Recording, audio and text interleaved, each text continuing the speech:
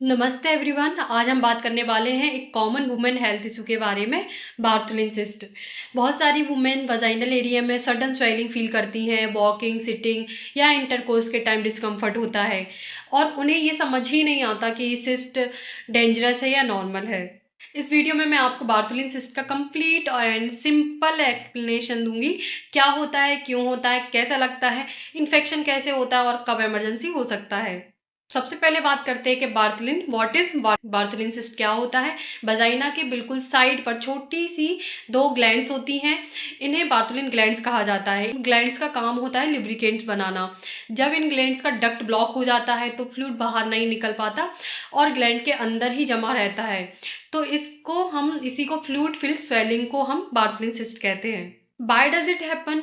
Duct block होने के बहुत सारे रीजंस हो सकते हैं। Infection, skin irritation, friction, tight underwear, excessive sweating, recurrent UTIs and poor hygiene. Usually cyst painless होता है, लेकिन अगर बैक्टीरिया एंटर कर जाए तो ये सिस्ट एब्सिस में कन्वर्ट हो जाता है और एक्सट्रीम पेनफुल होता है। फिर अब सिम्टम क्या क्या होते हैं इसके? सिम्टम डिपेंड करते हैं सिस्ट के साइज और इन्फेक्शन पर। स्मॉल सिस्ट यूजुअली पेनलेस होता है। पेशेंट को सिर्फ एक साइड स्वेलिंग फील होती है। लार्ज सिस्ट में डिस्कम्फर्ट होता है, स्पेशली वॉकिंग, सिटिंग या इंटरकोर्स के टाइम। अगर सिस्ट इन्फेक्टेड हो जाए तो ये सिम्टम्स कंप्लीटली चेंज हो जाते हैं। Severe pain, redness, heat, tender swelling, difficulty in walking, fever हो सकता है और स्वेलिंग कुछ ही घंटों में बहुत बड़ी हो सकती है।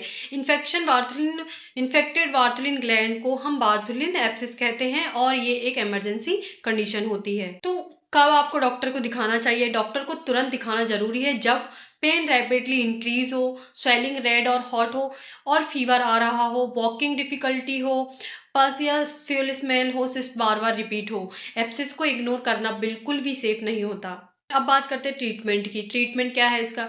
ट्रीटमेंट सिस्ट के स्टेज पे डिपेंड करता है। स्मॉल एंड पेनलेस सिस्ट में warm cyst bath 3 to 4 times daily करो आप। लूज अंडरवियर पहनो, फ्रिक्शन अवॉइड करें एंड गुड हाइजीन मेंटेन करें।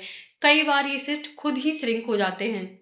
इन्फेक्टेड सिस्ट और एब्सिस, अगर स्वेलिंग पेनफुल हो और अंदर पस कलेक्ट हो जाए तो एंटीबायोटिक्स के साथ ड्रेनेज करना पड़ता है। डॉक्टर इंसिजन और ड्रेनेज प्रोसीजर करते हैं जिससे पस बाहर निकल जाता है और पेशेंट को तुरंत रिलीफ मिलता है। बात करते हैं वॉट कैथेटर क्या होता है। अगर सिस्ट बार बार होता है या ड्रेनेज के बाद भी दोबारा हो रहा होता है तो वॉट कैथेटर बेस्ट ऑप्शन होता है।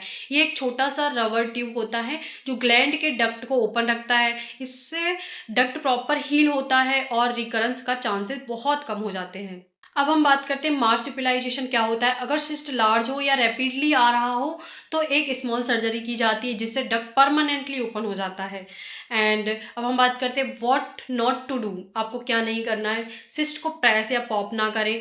Home remedies like toothpaste, oil, हल्दी मत लगाएं और टाइट क्लॉथ्स अवॉइड करें। इंटरकोर्स अवॉइड करें जब तक पेन या इन्फेक्शन हो। इसमें प्रिवेंशन की बात करें तो कॉटन अंडरवियर यूज करें, हाइजीन मेंटेन करें, एक्सेसिव स्वेटिंग या फ्रिक्शन अवॉइड करें, सेफ सेक्स प्रैक्टिस फॉलो करें, इंटरकोर्स के बाद यूरिनेट करें। रिकरेंट सिस्ट के केसेस में रेगुलर सिस्ट बाथ हेल्पफुल होता है। बार्थोलिन सिस्ट एक कॉमन कंडीशन है और मोस्टली हार्मलेस होता है, लेकिन जब इन्फेक्शन हो जाए तो पेन अनबियरेबल होता है और टाइमली ट्रीटमेंट बहुत इंपॉर्टेंट हो जाता है। अगर आपको ये एक्सप्लेनेशन हेल्पफुल लगा हो तो लाइक, शेयर एंड सब्सक्राइब करें। मैं हूँ Vaishnavi Rajput. See you in the next video.